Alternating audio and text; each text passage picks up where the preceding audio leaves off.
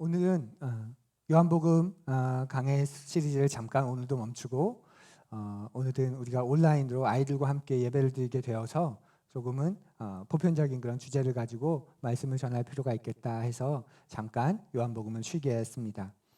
저의 발음도 약간 불안하죠? 예, 저도 지금 입안에 여러 상처들이 있어서 지금 발음하는 게 조금 부담스러운 그런 상황인데요. 혹시 발음이 새더라도 조금만 웃으시고 그렇게 양해해 주십시오. 여러분의 고난에 저도 동참하고 있는 듯합니다.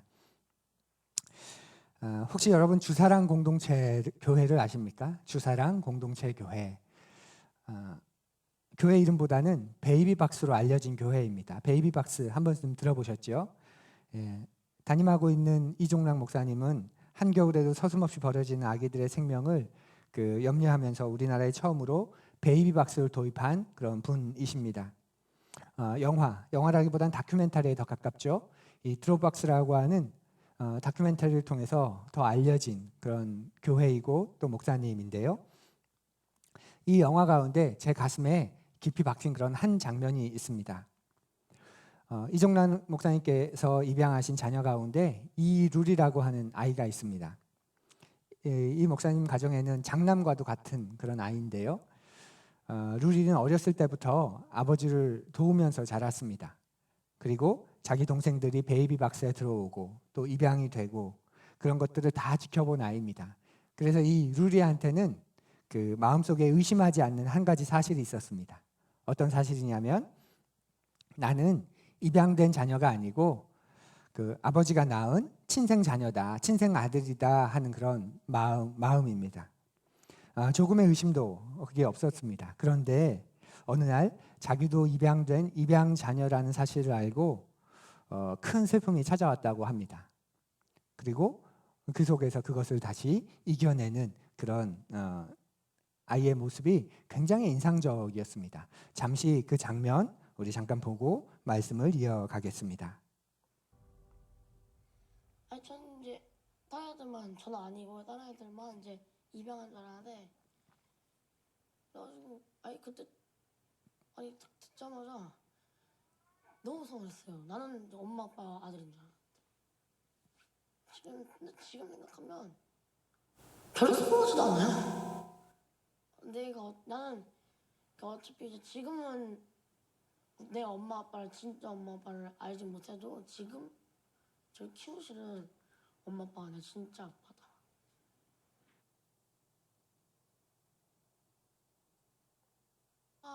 아빠 뒤를 물려받고 싶은 이유가 물려받으면 어차피 근데 만약 물려받지 않으면 지금까지 아빠가 고생했던 건 다 없어지는 거잖아요.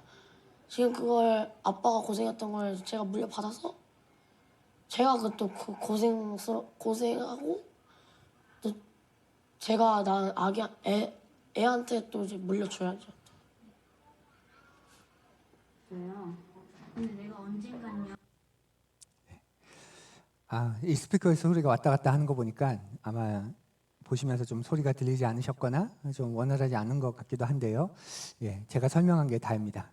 궁금하신 분들은 이 영화를 보시면 됩니다.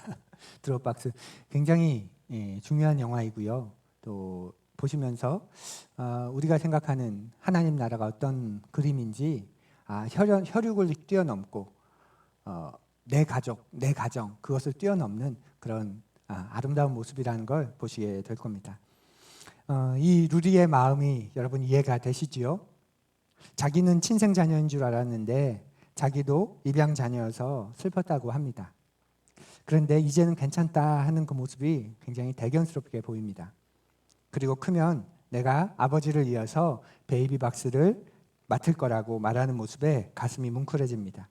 왜냐하면 내가 그걸 맡지 않으면 아버지가 이제까지 고생한 게 아버지가 그렇게 고생한 게 애쓴 게 소용없어지니까 내가 그렇게 두지 않을 거라고 그렇게 말하는 모습이 진짜 가족임을 가르쳐 줍니다.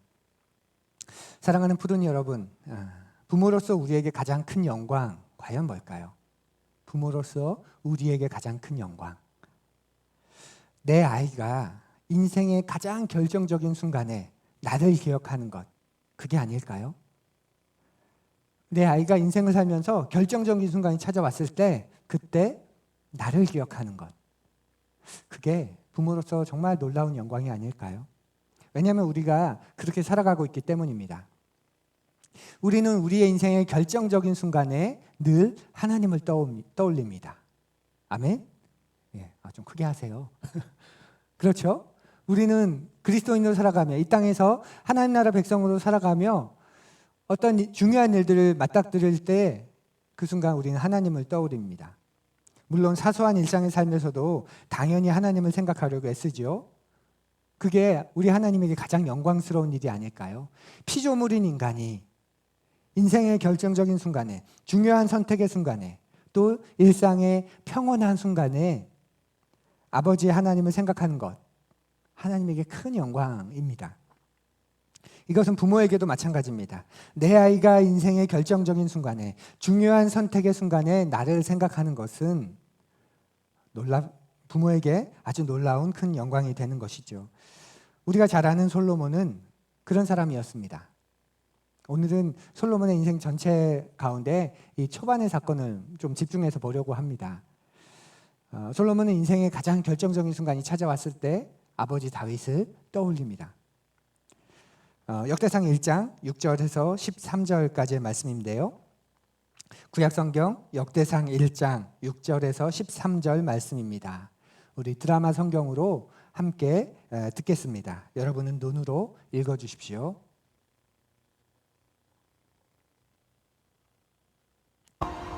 여호와 앞 곧 회막 앞에 있는 노제단에 솔로몬이 이르러 그 위에 1000마리 희생으로 번제를 드렸더라.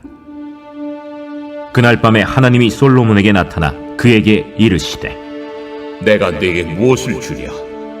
너는 구하라. 주께서 전에 큰 은혜를 내 아버지 다윗에게 베푸시고 내가 그를 대신하여 왕이 되게 하셨사오니 여호와 하나님이여, 원하건대 주는 내 아버지 다윗에게 허락하신 것을 이제 굳게 하옵소서. 주께서 나를 땅의 티끌같이 많은 백성의 왕으로 삼으셨사오니 주는 이제 내게 지혜와 지식을 주사 이 백성 앞에서 출입하게 하옵소서. 이렇게 많은 주의 백성을 누가 능히 재판하리이까? 하나님이 솔로몬에게 이르시되 이런 마음이 네게 있어서 부나 재물이나 영광이나 원수의 생명멸하기를 구하지 아니하며 장수도 구하지 아니하고 오직 내가 네게 다스리게 한 내 백성을 재판하기 위하여 지혜와 지식을 구하였으니 그러므로 내가 네게 지혜와 지식을 주고 부와 재물과 영광도 주리니 내 전의 왕들도 이런 일이 없었거니와 내 후에도 이런 일이 없으리라. 이에 솔로몬이 기브온 산당 회막 앞에서부터 예루살렘으로 돌아와서 이스라엘을 다스렸더라. 아멘. 오늘 본문은 우리에게 굉장히 친숙한 1000번째 사건입니다. 1000번째 후에 하나님께서 솔로몬에게 나타나시죠. 임재하십니다. 그리고 그 솔로몬에게 물으십니다. 7절인데요. 한번 보십시오. 그날 밤에 하나님이 솔로몬에게 나타나 그에게 이르시되 내가 내게 무엇을 주랴? 너는 구하라 하시니. 그러자 솔로몬은 뭘 구하죠? 백성을 다스릴 지혜를 구합니다. 그리고 하나님께서는 그 솔로몬의 구함을 굉장히 칭찬하십니다. 마음에 드셨던 거죠. 하나님 그분 마음에 쏙 든 것을 구했기 때문일 겁니다. 그러면서 칭찬하시면서 큰 복을 주십니다. 10절부터 한번 보십시오. 주는 이제 내게 지혜와 지식을 주사 이 백성 앞에서 출입하게 하옵소서. 이렇게 많은 주의 백성을 누가 능히 재판하리이까 하니 하나님이 솔로몬에게 이르시되 이런 마음이 내게 있어서 부나 재물이나 영광이나 원수의 생명 멸하기를 구하지 아니하며 장수도 구하지 아니하고 오직 내가 내게 다스리게 한 내 백성을 재판하기 위하여 지혜와 지식을 구하였으니 그러므로 내가 내게 지혜와 지식을 주고 부와 재물과 영광도 주리니 내 전의 왕들도 이런 일이 없었거니와 내 후에도 이런 일이 없으리라 하시니라. 아멘. 하나님께서 이 솔로몬의 간구, 솔로몬의 부탁이 얼마나 마음에 드셨는지 여기서 우리가 느껴지지요. 그런데 이 본문에서 우리를 주목하게 하는 표현이 한 가지 나옵니다. 솔로몬이 지혜를 구하면서 언급하는 이름이 있습니다. 누구죠? 네, 바로 아버지 다윗입니다. 7절과 8절을 다시 한번 보십시오. 그날 밤에 하나님이 솔로몬에게 나타나 그에게 이르시되 내가 내게 무엇을 주랴 너는 구하라 하시니 솔로몬이 하나님께 말하되 주께서 전에 큰 은혜를 내 아버지 다윗에게 베푸시고 내가 그를 대신하여 왕이 되게 하셨사오니. 아멘. 하나님께서 자신의 기도를 들으시겠다는 그런 놀라운 순간에 솔로몬은 자신의 인생에 굉장히 결정적인 그 선택의 순간에 아버지 다윗을 떠올립니다. 내 아버지 다윗에게 이렇게 말이지요. 오늘 본문은 마치 이런 겁니다. 하나님이 지금 솔로몬에게 백지 수표를 건네시는 거예요. 백지 수표를. 그냥 백지 체크를 딱 꺼내서 네 마음대로 적고 싶은 걸 적어. 마치 이런 겁니다. 뭘 구하니? 네가 원하는 게 뭐니? 다 무엇이든지 구해라. 그래서 솔로몬은 그냥 자기의 소원을 말하면 됩니다. 그냥 자기의 간절한 바람을 진심을 담아 말해도 됩니다. 그런데 그렇게 하지 않고 그 결정적인 순간에 이렇게 시작합니다. 내 아버지 다윗에게라고 말이죠. 솔로몬에게 아버지 다윗은 인생의 결정적인 순간에, 정말 중요한 선택의 순간에 가장 먼저 생각나는 사람이었습니다. 이보다 더 큰 영광이 있을까요? 그러면 왜 솔로몬은 아버지 다윗을 이렇게 생각할 수 있을까요? 솔로몬에게 아버지 다윗은 어떤 모습이었기 때문에 그런 것일까요? 우리가 한번 생각해 보지요. 솔로몬의 출생 배경 여러분 다 잘 아시죠? 다윗의 인생에 있어서 가장 수치스러운 사건과 솔로몬의 출생은 연결되어 있습니다. 솔로몬은 어쩌면 그 수치의 흔적이기도 합니다. 한참 정쟁 중일 때 다윗은 자신을 위해 또 이스라엘을 위해 목숨을 걸고 싸우는 신하 우리아의 아내인 밧세바를 범합니다. 아시죠? 그 사건을. 그리고 밧세바가 임신을 합니다. 다윗은 그 이야기를 듣고 그 자신의 수치를 또 자신의 그 죄악을 덮기 위해서 한참 전쟁 중인 장수 우리아를 불러옵니다. 그리고 상을 준다는 명목하에 집으로 들어가서 아내와 잠자리를 가지라고 말하지요. 우리아가 그럴 수 없다. 내 부하들이, 내 동료들이 이 나라를 위해, 여호와 하나님을 위해, 왕인 당신을 위해 싸우고 있는데 내가 어찌 내 부인과 잠자리를 하겠는가 하며 거절합니다. 그런데 다윗이 집요하게 계속 그런 자리를 만듭니다. 그럼에도 우리아는 거절합니다. 그러자 결국 우리아를 전쟁터 최전방으로 보내서 죽게 하지요. 전쟁이 일어나면, 싸움이 일어나면 도망가라. 그러면서 우리아가 죽게 됩니다. 그때 그 죄를 하나님께서 진노하시고 나단 선지자를 보내셔서 그 죄를 폭로하시죠. 들춰내십니다. 그리고 다윗은 그 가장 수치스러운 그 순간에 회개합니다. 솔로몬은 그 후에 다윗과 밧세바 사이에서 태어난 아들입니다. 나단 선지자를 통해 하나님의 심판과 수치당함 이후에 다윗은 돌이킵니다. 그리고 다윗은 새로워집니다.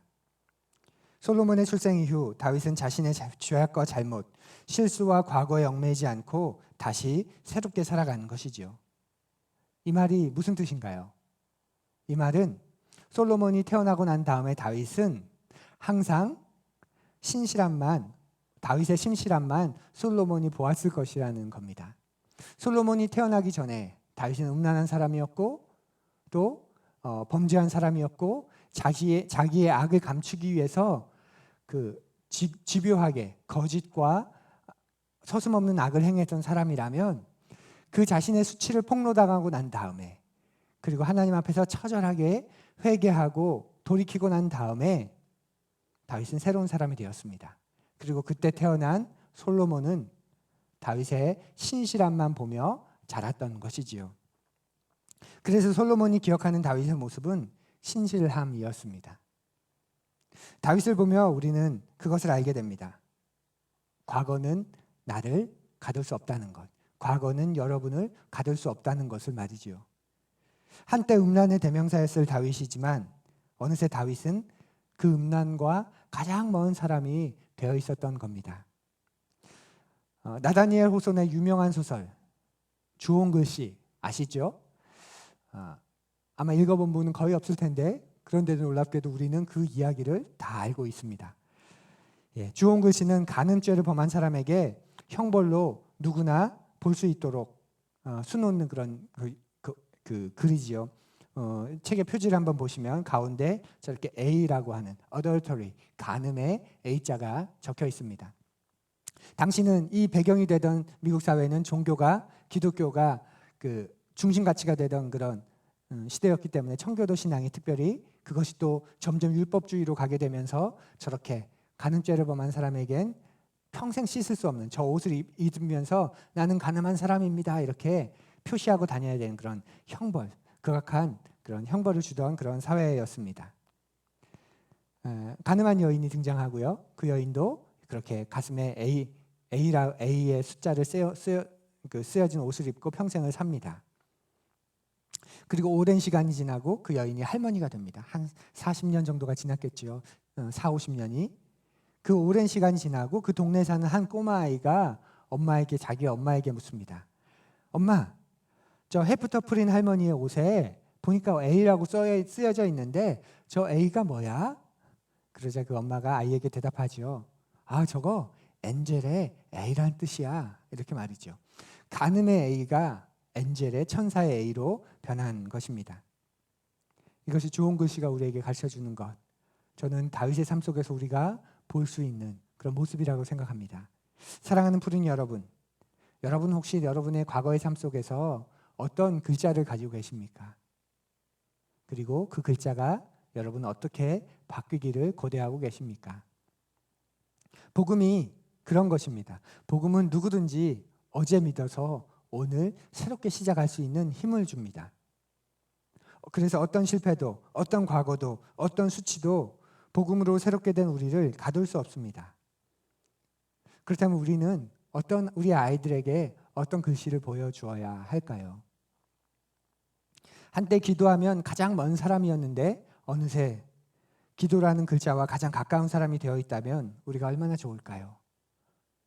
한때는 성경과 가장 관계없는 사람이었는데 어느 순간 성경이라는 말과 가장 가까운 사람이 되어 있다면 우리가 얼마나 좋을까요?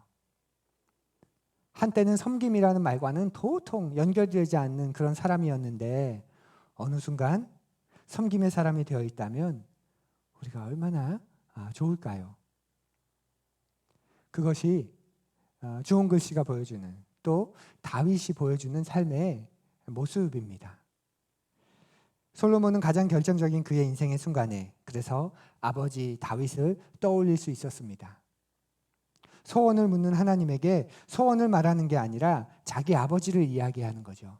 가장 신실했던, 가장 하나님과 가까웠던, 그리고 가장 하나님을 사랑하고 좋아하고 기뻐했던 그 다윗을 떠올리면서 그 인생의 가장 결정적인 순간에 자기에게 찾아온 그 중요한 선택의 순간에 아버지 다윗을 떠올립니다. 하나님 앞에서도 떠오르는 사람이었습니다. 우리도 우리 자녀에게 그런 존재가 되었으면 좋겠습니다. 우리 아이들이 인생의 결정적인 순간을 맞닥뜨릴 때 내 아버지 누구가, 내 어머니 누구가 그렇게 말할 수 있다면, 기억할 수 있다면 얼마나 좋을까요? 우리 서두에 잠깐 봤던 그 루리의 모습을 한번 떠올려 보십시오. 넌 무엇을 하고 싶니? 그 물음에, 그 질문에 나는 내 아버지의 뒤를 이어서 기꺼이 그 길을 따르겠다. 내 아버지의 수고가 헛되게 하고 싶지 않다. 이 아이에게 아버지는 세상에서 가장 하나님과 가까운 사람이었고 세상에서 하나님을 위해 가장 의미 있는 일을 하는 사람이었습니다. 그러니 무슨 일을 하고 싶니? 할 때 바로 아버지가 떠올랐고 그 아버지의 일이 자기의 마음에 울림이 되고 감동이 되고 그래서 내가 이것을 이어받지 않으면 내 아버지가 그렇게 애쓰고 수고한 일이 아무것도 아닌 일이 될 텐데 나는 그 일을 위해 하고 싶다. 그리고 내 아이에게도 그 일을 권하고 싶다. 이렇게 말하는 것이지요.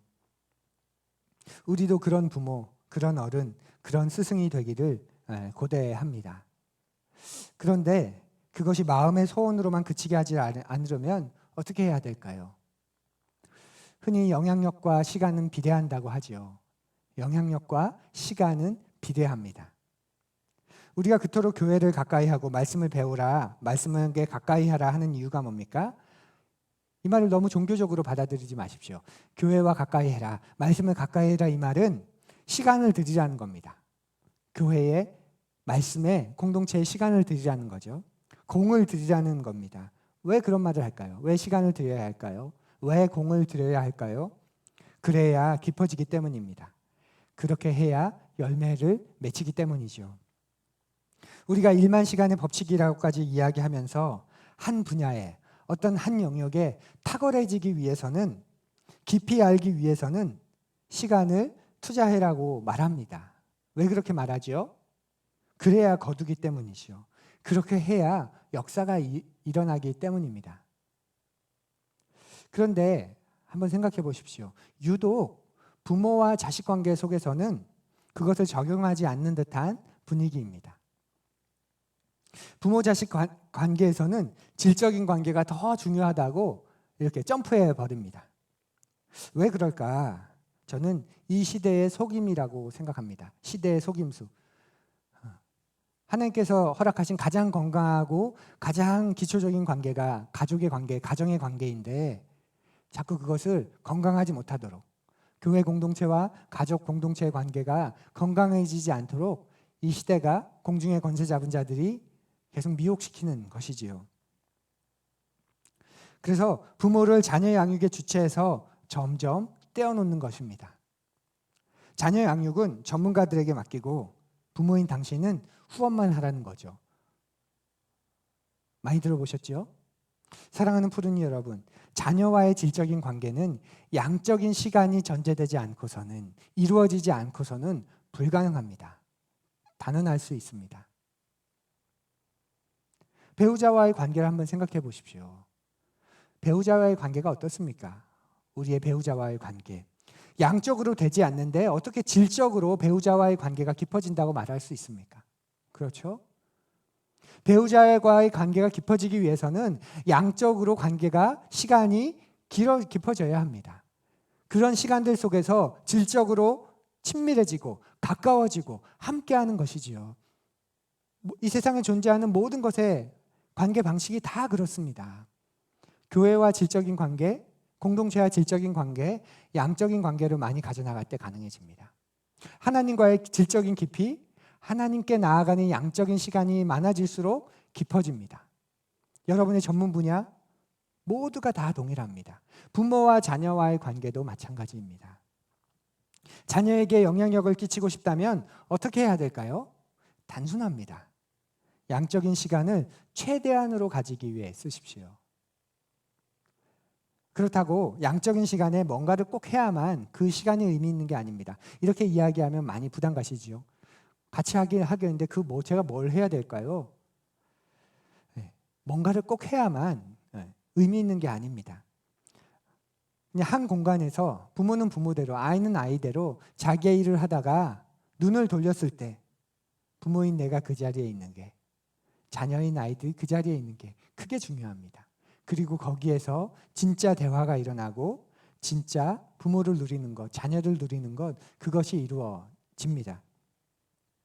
그런데 문제는 언제나 현실이죠. 우리는 이상과 현실 사이에 존재합니다. 제가 말하는 말을 이해하시겠지요. 현실을 인정하되 기준을 낮추고 살지는 말자는 의미입니다. 현실을 말하다가 어느새 기준도 현실적이 되어버리는 건 너무 가슴 아픈 일입니다.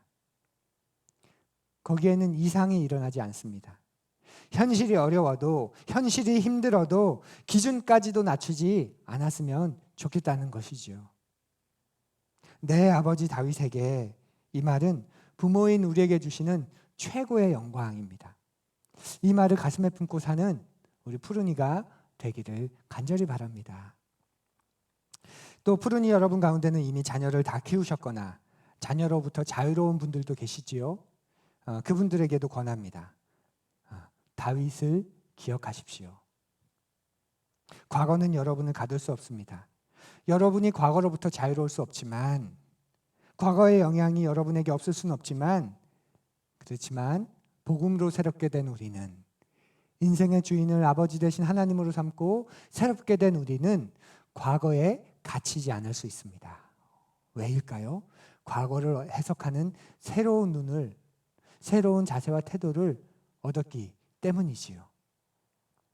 그것이 복음의 능력입니다. 예수님을 믿었다고 과거가 사라지진 않지만, 과거의 상처와 아픔이 없어지진 않지만, 그러나 그 과거를 새롭게 보는 눈을 얻게 됩니다. 그리고 그 과거를 영혼의 관점에서 새롭게 해석할 수 있는 눈을 얻게 됩니다. 사랑하는 푸른 여러분, 그것을 기억하십시오.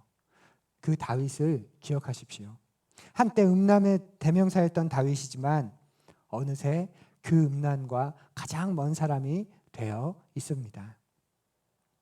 어쩌면 실패의 대명사, 수치의 대명사, 절망과 부끄러움의 대명사였던 여러분도 그렇게 다윗처럼 복음으로 새롭게 되었음을, 또 새롭게 되어가고 있음을, 그렇게 완성되어 갈 것을 소망하고 믿으시기 바랍니다. 과거가 여러분을 가둘 수 없습니다. 그러니 우리는 새로운 글자를 만들고 보여주기 위해 하나님 앞에 더 가까이 나아가야 합니다. 우리 주변에 그런 분들이 얼마나 많습니까? 술의 대명사였던 사람이었는데 어느 순간 술과 가장 관계가 없는 그런 사람이 되어 있는 것이지요. 나는 원래부터 그분이 술을 안 마시는 분인 줄 알았는데 보니 그렇지 않았던 그 사건, 그런 것들을 보면 우리가 놀라죠. 한때 교회와 가장 관계없던, 교회를 가장 안 다닐 것 같은 사람이었는데 어느 순간 교회와 가장 가까운 사람이 되어 있는 것, 우리가 또 주변에서 보기도 합니다. 자기 자랑, 불평, 두려움, 그것과 가장 가까웠던 사람이었는데 어느새 그것과 가장 먼 사람이 되어 있는 모습, 또 우리가 간증을 통해 많이 듣습니다. 그를 만났던 사람들은 원래부터 그런 사람들이다 이렇게 여길 정도로 그들이 변해 있는 사람입니다. 사랑하는 푸른 여러분, 여러분들이 그런 사람이 되기를 간절히 원합니다. 우리 푸른 공동체를 통해서 우리의 이 공적인 예배와 여러분의 개인의 주님을 찾아가는, 주님을 알아가는 개인 경건의 생활들 속에서 조금씩 우리 삶이 새로워지고 변화가 됨을 통해서 어느 순간 내가 가지고 있던 그 글자가 전혀 새로운 의미로, 이 글자는 변하지 않았는데 이 글자의 의미는 전혀 새로운 의미로 변해져 있는 그런 우리가 되기를 간절히 소원합니다. 그리고 부모인 여러분, 우리가 그런 존재가 되므로 우리의 아이들이 우리를 바라볼 때 아버지는 원래부터 그런 사람인 줄 알았는데, 어머니는 원래부터 그렇게 신실한 사람인 줄 알았는데 알고 보니 그러지 않았구나. 그런데 나는 그런 부모의 모습만 보고 자라서 내 인생의 가장 결정적인 순간에, 선택의 순간에 내 아버지를 떠올리고 내 어머니를 떠올리며 나도 그렇게 이렇게 말할 수 있는 그런 우리 부모가 되기를 간절히 축원합니다.